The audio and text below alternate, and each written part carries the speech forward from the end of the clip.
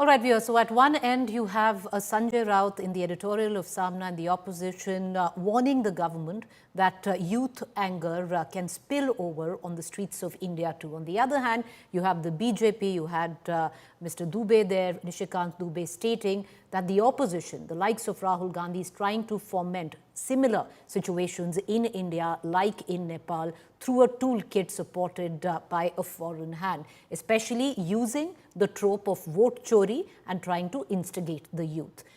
For a larger discussion in this, let's cut across to our political panel. I have with me Rajat Sethi, political commentator, Dr. Ajoy Kumar, spokesperson Congress, Sanjay Jha, political analyst, Ratan Sharda, author and analyst. I want to begin right now with Dr. Ajoy Kumar. Dr. Ajoy Kumar, number one, these are sensitive times. India is surrounded by neighbors, which is, to say the least, are hostile in nature. What happened in Sri Lanka, what happened in Bangladesh, what happened in Nepal, to suggest that similar situations could play out on the streets of India, somewhere down the line, doesn't really fit in well from the opposition. What are we looking at? Are we hoping a similar situation happens in India, Dr. Kumar? No, the problem is when you caution. Can we get the timer, please? Go ahead, sir. So you have to start from the time right now again. When you caution, you take it the other way around. It's very rich. I was seeing Nishikant Dubey, I think it was at his residence. Fancy statues, fancy places. That's where the people are getting agitated. The lifestyle of people in India and the politicians, with no known sources of income, whatever it is that is what is troubling the people, and it's all visible in Instagram, the Nepo kids. Look at the Nepo kids, whether it's in the cricket board, whether it's the guys in the foundation. And the BJP needs to answer. They will keep talking about it. And Nishikant Dubey is a strange character for us because Mr. Nadda only disowned him for the statement against the Supreme Court. Mr. Fadnavis disowned him for the statement against Uddhav Thackeray.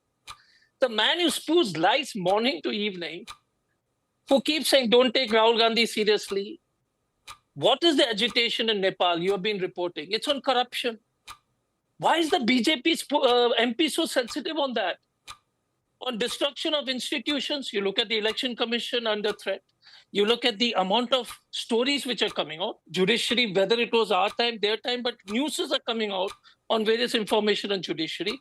The amount of the civil servants corruption, the amount of corruption in the roads and everything else, you don't think the people are watching?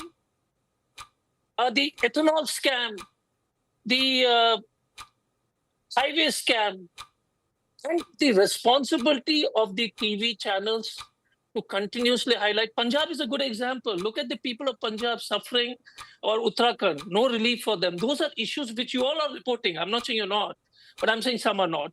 Those issues need to be highlighted where the people are suffering.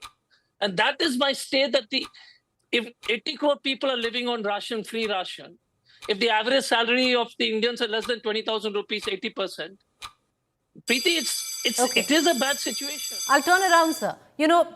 You might say it's a bad situation. You can use it politically, but in the larger interest of the country to say, or even to put that thought out there, that what happened in Nepal, you might say it's a word of caution, but it sounds like a warning. And, for the opposition, there can be internal politics, but to put it out there at a time where Nepal is practically burning, where every institution has been burned to cinders in Nepal, is it irresponsible is the question. I'll circle back to you on that. Rajat Sethi, I want to bring you in. Let me flip it around, Rajat Sethi.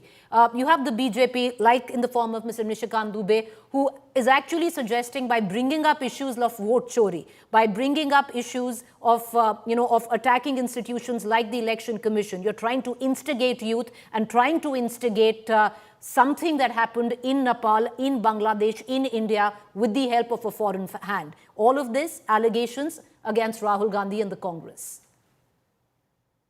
So, again, these are allegations and political parties are in the job of making allegations. I won't go in there. Let me take a more philosophical understanding of where India is and why are these protests the way opposition might wish things to happen in some kind of a sinister plot won't happen in our country. See, India has seen a couple of instances when students have hit the streets, One was in the run-up to the emergency, just prior to that, the couple of years prior to that, when we saw the dictatorial tendencies of Indira Gandhi, the then Prime Minister. And that led to people and to the entire JP movement on the ground. And the second, again, during the UPA days, was when the Anna movement started. In both these scenarios, they were undeniable prima facie excesses of the government or corruption cases of the government which was established, and it genuinely led to spillover on the streets. And thereafter, look at the Modi years. We've consistently seen the only instant when people and the public were on the streets was on the farm issue. Over there, some of the biggest farm leaders were writing articles to support the kind of reforms that Prime Minister had done. So it could not, during the last 10 years, it could not spiral into something bigger, contrary to the expectations of the opposition, primarily because opposition has never walked the talk. It is not like they're corruption free. It is not like they have ushered in huge generations and decades of high paced development in our country. So the alternative is so bad that why will people rally on the ground when their principal needs are met? A, B, they are seeing that the intent of the government remains in place. So while the opposition might want to wishfully wait for that moment when a Nepal or a Bangladesh is going to happen, let me tell you, at a decentralized level, at a disaggregated level, in India, it is not possible.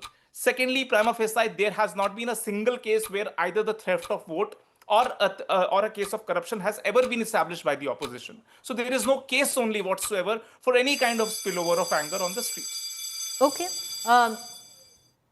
Sanjay Jha, to come to you now. Nepal is the third neighbor of India that is witnessing a regime change through street protests and what seemingly is youth anger. One might suggest that there is a foreign hand in all of this, but there is a huge chunk which actually believes of the takedown of corruption and, all the facets of that. But Sanjay Jha, at this juncture, which is as sensitive with Nepal burning, is it correct for the opposition to get into the trope of caution, warning, it could happen here, the youth is angry? Should that wait? Preeti, I think the cornerstone of this conversation with you right now seems to be your interview with Mr. Dubey, the same gentleman who made allegations against the Chief Justice of the Supreme Court of India, blaming the Supreme Court and the Chief Justice primarily of creating a civil war or a religious war in this country. I mean, absurd, irresponsible, ludicrous. These are the words of the Supreme Court. So I really don't think we should take his words seriously.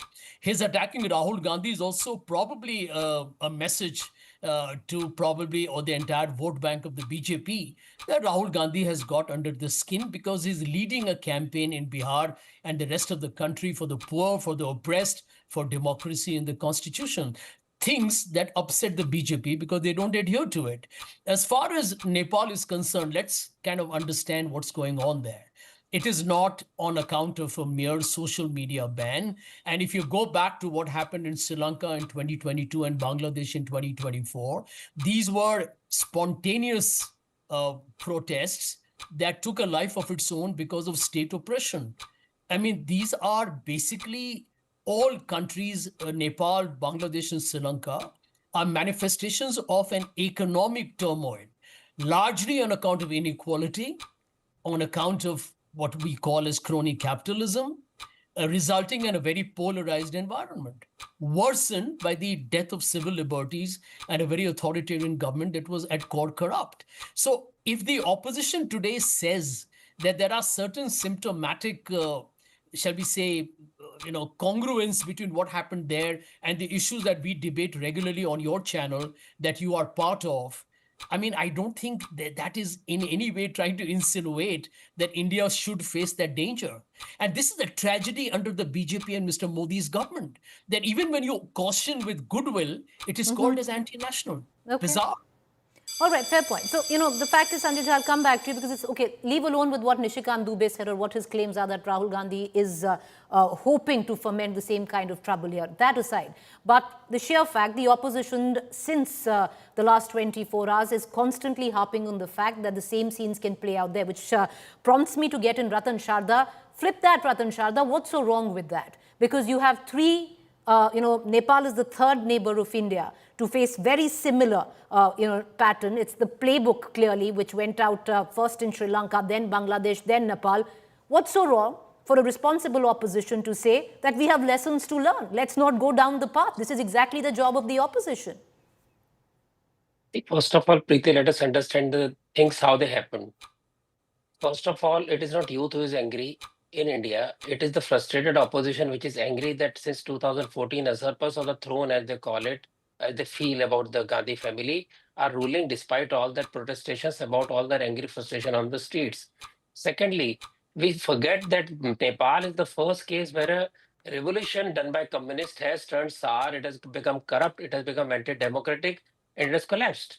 So this collapse of the communist regime is a warning for people who are trying to follow the same path. And also remember, how did this communist regime came in power? Our opposition, which is today crying horse, the leftist, led their so-called march for democracy by trying to overthrow monarchy, which ultimately happened. And these, our own politicians are responsible for the mess that is there in Nepal today, especially left politicians. Further, why it doesn't work in India? Because in India, every few months there is election.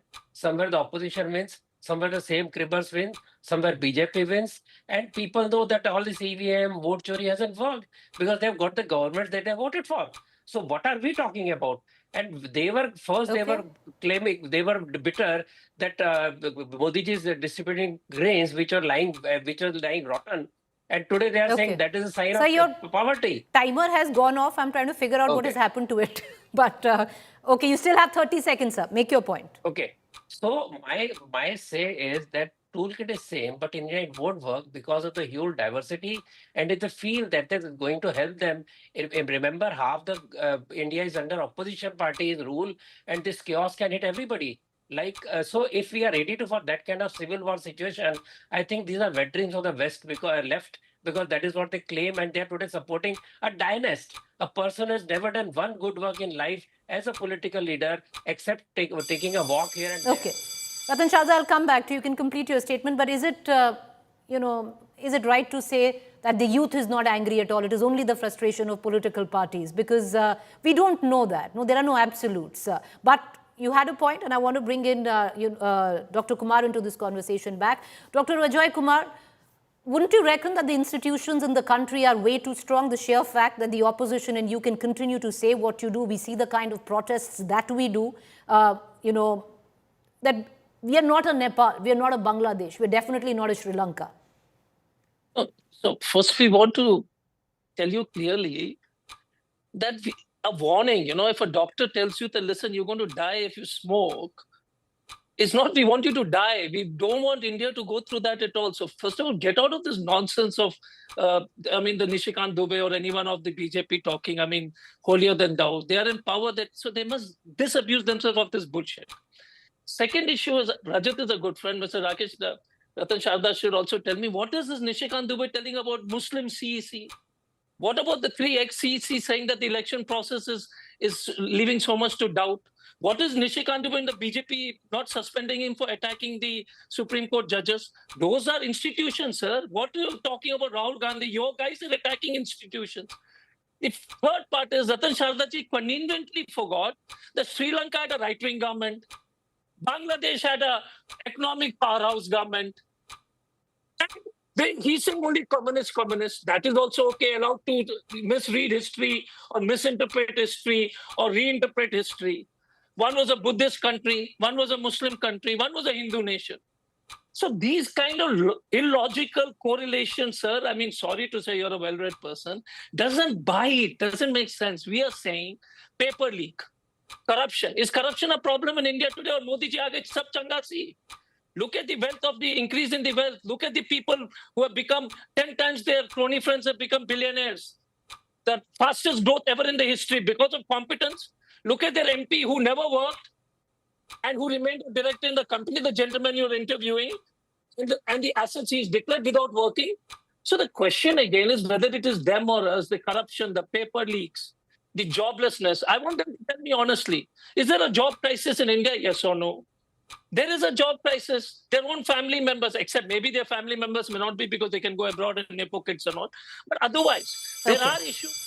So the time is up, and you spoke of all the issues and all the controversial statements that Nishikant Dubey had made in the past. For that, you must watch my podcast, which is going to air at 9 p.m. Saturday. We're going to have excerpts of that earlier on as well. So all of those controversies addressed there. But Rajat Sethi, to get you back into this conversation, the fact is it's the job of the opposition, and the government can't be in denial. If there is unrest, you have to address it. Even if the opposition is saying something, you have to address it. Why get into the whole, charade of, oh, the opposition is trying to create trouble, there is a foreign hand in all of this, there's a toolkit in play. Why? Politics. If opposition can do politics, so can the incumbent party as well. They are doing politics as well. They are trying to, tell to the public that look at the opposition, they are trying to dog whistle to you to come hit the streets. The lingo, the words, the Nepo kids, all of these references essentially are the dog whistles that are needed, according to the opposition. Now, the problem is that we as citizens, as responsible citizens, have to cut through the clutter, see where is politics and see where the genuine issues are. This is why we have enough safety walls in our mechanism. Our democracy is very mature. We haven't gone through turbulences the way Sri Lanka, Bangladesh, and Nepal have gone through. They are still going through those basic litmus tests of democracy to have 7 transitions of power. That hasn't happened. This is why we are seeing it. Our institutions, no matter how much of acid Congress wants to, or any other political party for that matter, wants to pour into its roots, our institutions have lived the test of time. This is the reason why we citizens believe that if there is a wrongdoing, if there is an excess of the government in power, there will be institutions which will protect us. Also, we very well know that if any citizen crosses the limit of tearing apart our country and trying to even dream of shredding our country into pieces, that person will not be left on the streets to roam freely. That is the confidence which we have as citizens on our institutions. And this is why our anger doesn't spill over the street. When we see that there is despondency aggregating, the way we saw during the UPA years, when the entire government went absolutely numb. They did not understand the readings that the public was giving. There were enough signals. This is the reason why there was downpour and the roads of Delhi were blocked and choked. The same happened when Prime Minister heard that there is perhaps a genuine need from the farmers, no matter how much of the politicking was done by the farm leaders, and they were trying to flip from their own positions. Still, he took back the bills. That is the accommodating pushes and pulls that are required to accommodate. Okay.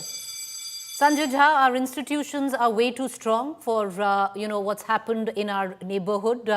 Hasina never completely hollowed those institutions. You had Rajapaksa who did the same. Nepal never allowed them to take roots. We're a different country. We are none of that. Unfortunately, the truth, Preeti, is to the contrary, and Rajat will be corrected in the next 15 seconds. Let's talk of only 2 institutions to begin with. The Election Commission. Until the Supreme Court told the Election Commission in Bihar to put out the data of 65 lakh deleted voters, they did not do it.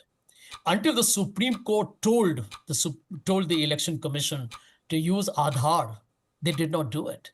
You think the ordinary person in Bihar or the rest of the country don't know what's going on? I want to quote for Rajat Sethi's benefit what the Supreme Court said on the ED, the famous ED of the washing machine, hype. Why are you behaving like a crook? Why are you fighting political battles? These are the words of the Supreme Court. So Rahul Gandhi is fighting, and the Congress and the opposition is fighting for the institutional democratic health.